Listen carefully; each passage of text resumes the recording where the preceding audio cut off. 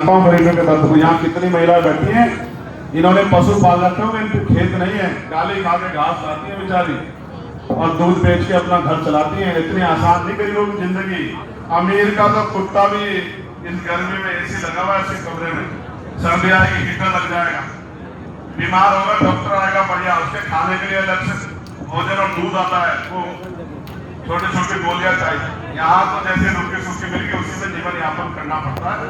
यहाँ दो तरह का देश हो गया, दो तरह के प्रदेश हो गए, अमीरों का लिए अलग, गरीबों के लिए अलग। यहाँ की बस्तियों में ना लाइट है, ना पानी है, ना पानी की निकासी है, सड़ रहे हैं, बीमारियां हो रही है, मर रहे हैं, अस्पतालों में डॉक्टर नहीं है, नर्स नहीं है, दवाइयां नहीं है, मशीनें नहीं है, और ये कह रहे हैं हमने बहुत अच्छी व्यवस्था कर दी है। मेरे यहाँ फाइनेंस मिनिस्टर, में उनका बड़ा सम्मान करता हूँ, मैंने उनसे सवाल पूछा, फाइनेंस मिनिस्टर ने जवाब दिया 4 मिनट, चंद्रशेखर जी आप क्या मेडिकल कॉलेज बना दिया कर दिया। मैं जांच करने गया, 146 नर्सें चाहिए, आज तक नहीं दी सरकार ने। 146।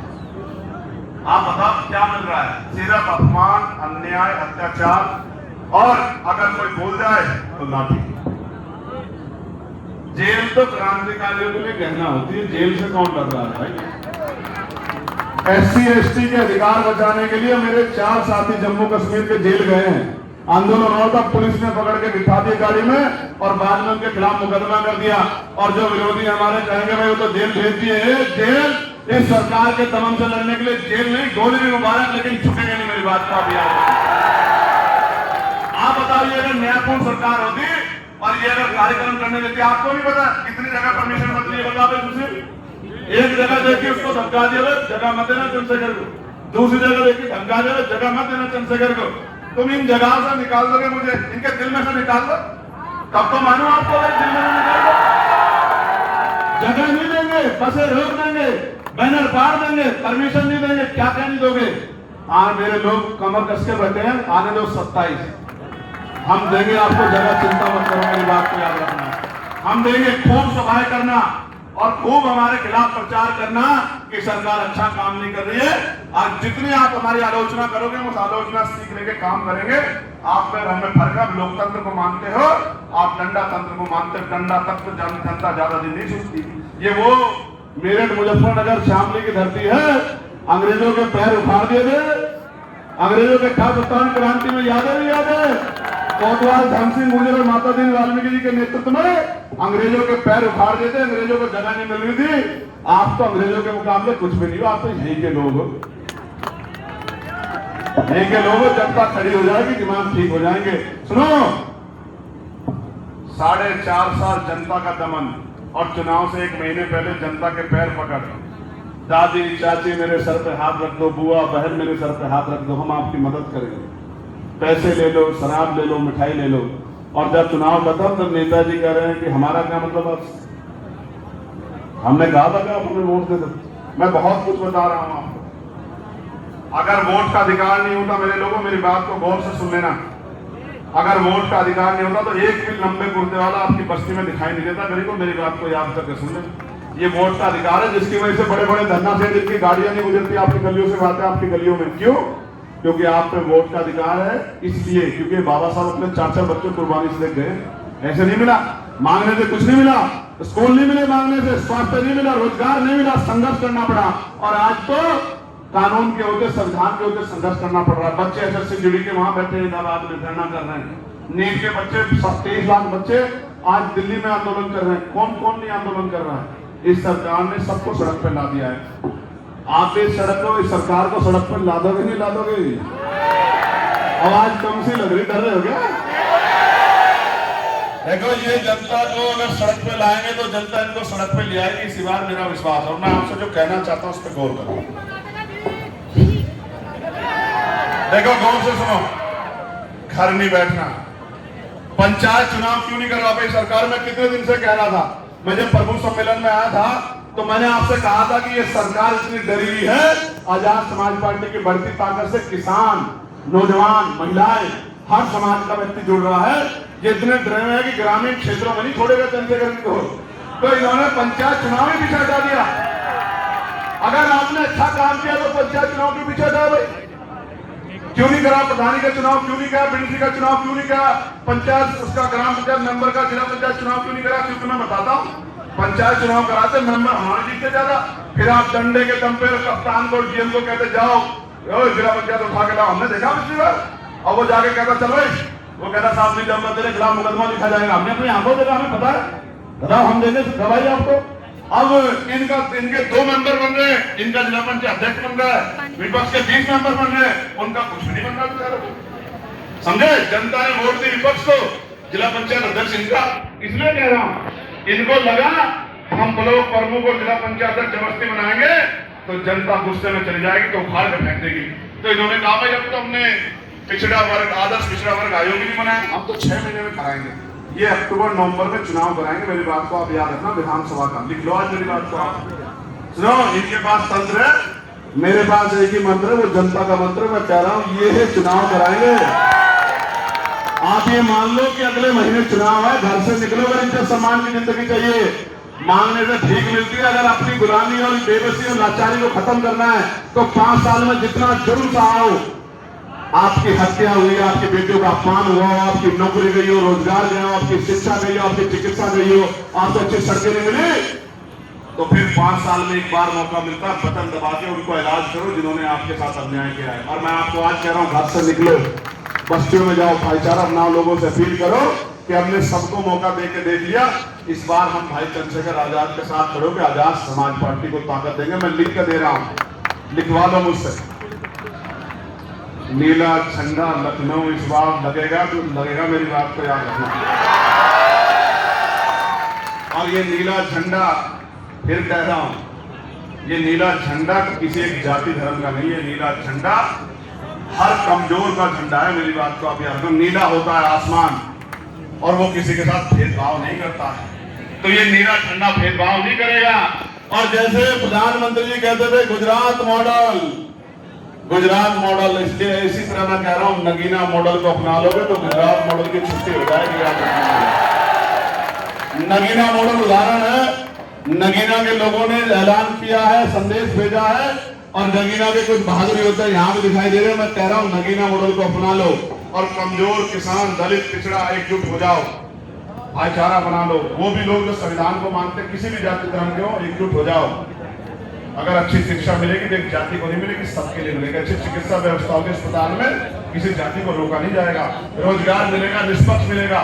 सुनो, पेपर लीक नहीं होगा, सेंटर बराबर के जिले में रहेगा और निष्पक्ष परीक्षा होगी। पैसे से नहीं नौकरी मिलेगी, मेहनत से नौकरी मिलेगी, गरीबों के बच्चों को भी नौकरी मिलेगी।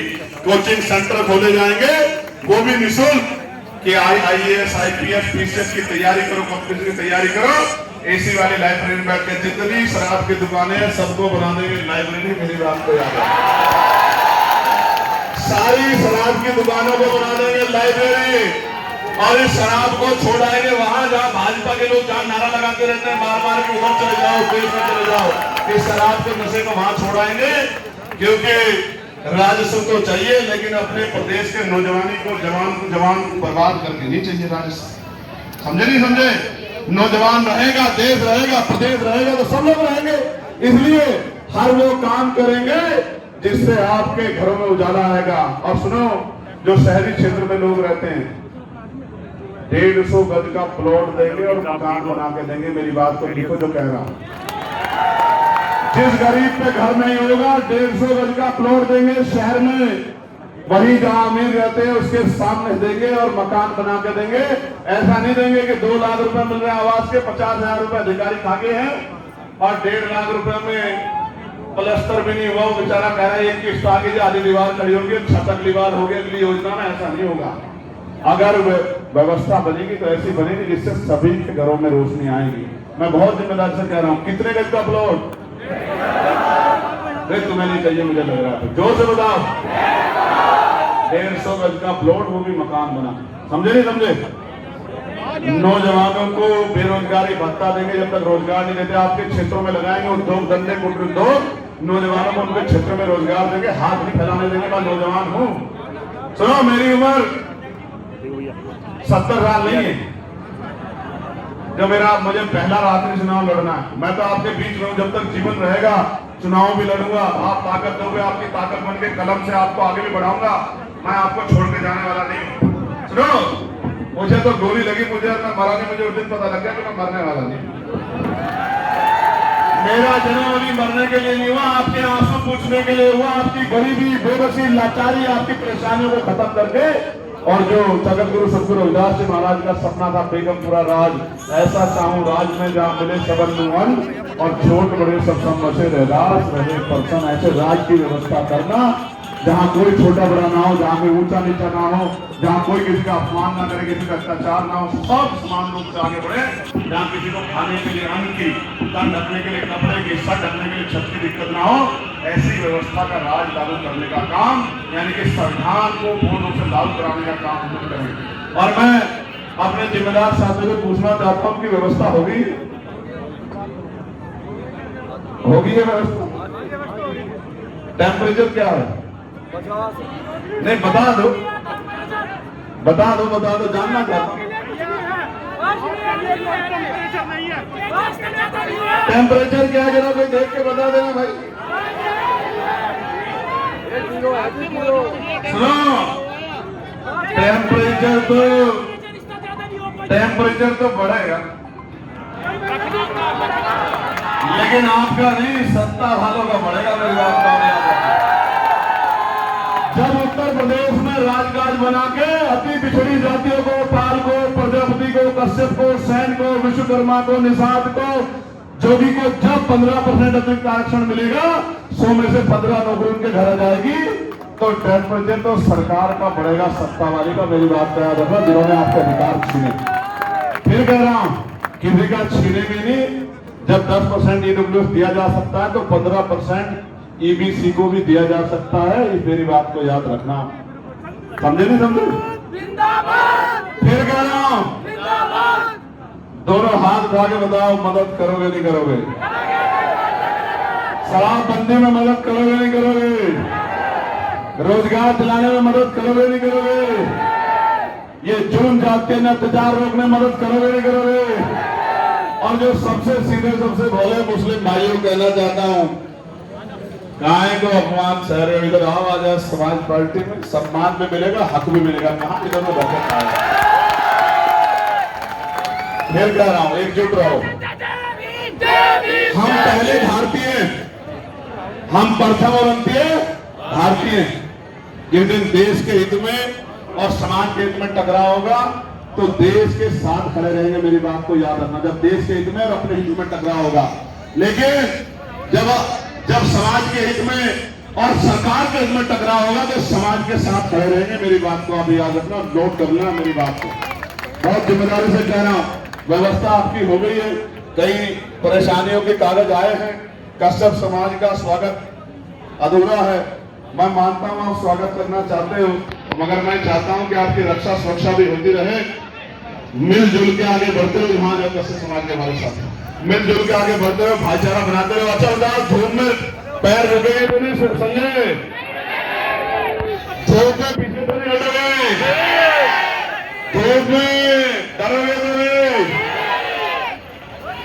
एक मामला यही का है, खेड़ी कर्मों का, जहां अनुसूचित जाति की आबादी हेतु आरक्षित भूमि का अवैध रूपांतरण, illegal acquisition of SC community reserve land by Shamli Nagar Palika के संबंध में तत्काल हस्तक्षेप